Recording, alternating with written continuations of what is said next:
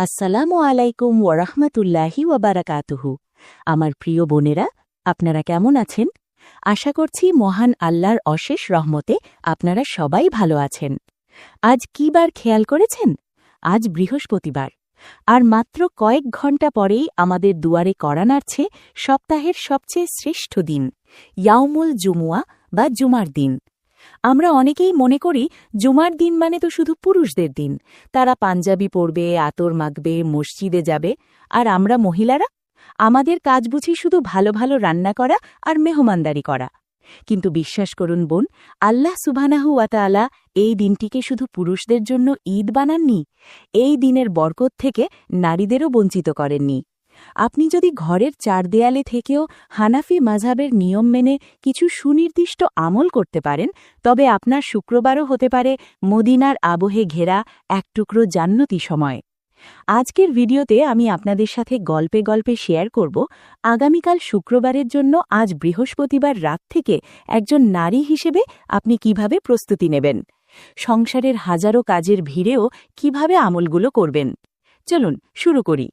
রাসূলুল্লাহ বলেছেন, সূর্য উদিত হয়েছে এমন দিনগুলোর মধ্যে জুমার দিন হল শ্রেষ্ঠ দিন। সহিহ মুসলিম।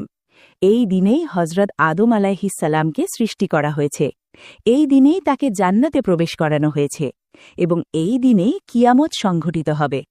বোন আমার, একটু ভেবে দেখুন তো, আল্লাহ তাআলা এই দিনটিকে কতটা মর্যাদা দিয়েছেন।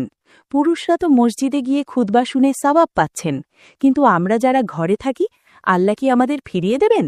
একদমই না। হানাফি মাযহাব মতে এবং হাদিসের আলোকে একজন নারী যখন তার স্বামীকে জুমার নামাজের জন্য প্রস্তুত করে দেন, সন্তানকে গোসল করিয়ে পরিপাটি করে দেন এবং নিজে ঘরে বসে ইবাদত করেন, আল্লাহ তাআলা তাকেও অফুরন্ত সওয়াব দান করেন। এই দিনটি হল গুনাহ মাফের দিন, এই দিনটি হল দোয়া কবুলের দিন। তাই আসুন এই শুক্রবারকে আমরা গতানুগতিক একটি ছুটির দিন হিসেবে না কাটিয়ে ইবাদতের দিন হিসেবে বরণ করি। আমাদের প্রস্তুতি কিন্তু শুক্রবার সকালে নয়, শুরু হবে আজ বৃহস্পতিবার মাগরিবের পর থেকেই। ইসলামী পরিভাষায় বৃহস্পতিবার দিবাগত রাতকেই জুমার রাত বলা হয়। বুজুর্গানে দিনরা এই রাতটিকে অত্যন্ত গুরুত্ব দিতেন। ১. পরিচ্ছন্নতা। আগামীকালের কাজের চাপ কমাতে আজ রাতেই আপনি আপনার এবং বাচ্চাদের জুমার কাপড়গুলো ধুয়ে বা ইস্ত্রি করে গুছিয়ে রাখতে পারেন। হানাফি ফিক্কা অনুযায়ী নখ কাটা, অবাঞ্ছিত লোম পরিষ্কার করা এগুলো জুমার দিনের সুন্নাত। তবে আপনি যদি শুক্রবার সকালে সময় না পান, তবে বৃহস্পতিবার বিকেলেও এই কাজগুলো সেরে নিতে পারেন। এতে শুক্রবার সকালে আপনি ইবাদতের জন্য ফ্রেশ সময় পাবেন। ২. সূরা কাহাফ তেলাওয়াতের শুরু করা। আমরা জানি জুমার দিনে সূরা কাহাফ পড়ার ফজিলত অনেক। রাসূলুল্লাহ বলেছেন, যে ব্যক্তি জুমার দিনে সূরা কাহাফ পাঠ করবে তার জন্য ২ জুমার মধ্যবর্তী সময়টা নূর বা আলো দিয়ে ভরিয়ে দেওয়া হবে। মুস্তাদলাকে হাকিম। অনেক বোন অভিযোগ করেন, আপা জুমার সকালে রান্নার চাপে সূরা কাহাফ পড়ার সময় পাই না। আপনাদের জন্য সহজ সমাধান হল বৃহস্পতিবার মাগরিবের পর থেকেই সূরা কাহাফ পড়া শুরু করা যায়। আপনি চাইলে আজ রাতে অর্ধেক পড়ে রাখুন, বাকিটা কাল সকালে পড়ুন, অথবা আজ রাতেই শেষ করে ফেলুন। আল্লাহ সহজ করবেন ইনশাল্লাহ। ৩. তাহাজ্জুদ। যদি সম্ভব হয় আজ রাতে একটু আগে ঘুমিয়ে শেষ তাহাজ্জুদের জন্য ওঠার চেষ্টা করুন। জুমার রাতের দোয়া আল্লাহ খুব পছন্দ করেন। এবার আসি শুক্রবার সকালের কথায়। ফজরের নামাজ দিয়ে আপনার দিন শুরু হোক। ১. গোসল করা ও সুগন্ধি ব্যবহার করা। হানাফি মাযহাব মতে জুমার দিনে গোসল করা সুন্নাত। যদিও এই সুন্নাত মূলত যারা জুমার নামাজে শরিক হবে তাদের জন্য বেশি জোর দেওয়া হয়েছে, তবুও নারীরাও এই পবিত্র দিনে গোসল করে পরিষ্কার হলে সওয়াব পাবেন এবং ইবাদতে মন বসবে। গোসল করে পরিষ্কার পোশাক পরুন। নারীরা ঘরের ভেতরে হালকা সুগন্ধি ব্যবহার করতে পারেন, যাতে মন প্রফুল্ল থাকে। ২. বেশি বেশি দরুদ শরীফ পড়া। শুক্রবার হল দরুদ পড়ার বসন্তকাল। রাসূলুল্লাহ ইরশাদ করেছেন, তোমরা জুমার দিনে ও জুমার রাতে আমার উপর বেশি বেশি দরুদ পাঠ করো। সুনানে বাইহাকি। রান্না করছেন, ঘর ঝাড়ু দিচ্ছেন, বাচ্চার টিফিন বানাচ্ছেন, মুখে গুনগুন করে পড়ুন, আল্লাহুম্মা সাল্লি আলা মুহাম্মাদ ওয়া আলা আলি মুহাম্মাদ, অথবা ছোট দরুদ, সাল্লাল্লাহু আলাইহি ওয়াসাল্লাম। হানাফি আলেমদের মতে জুমার দিন আসরের নামাজের আগ পর্যন্ত এই দরুদের আমল জারি রাখা উচিত। টার্গেট নিন, আজ অন্তত ১০০ বার বা ৫০০ বার দরুদ পড়ব। ৩. মিসওয়াক করা।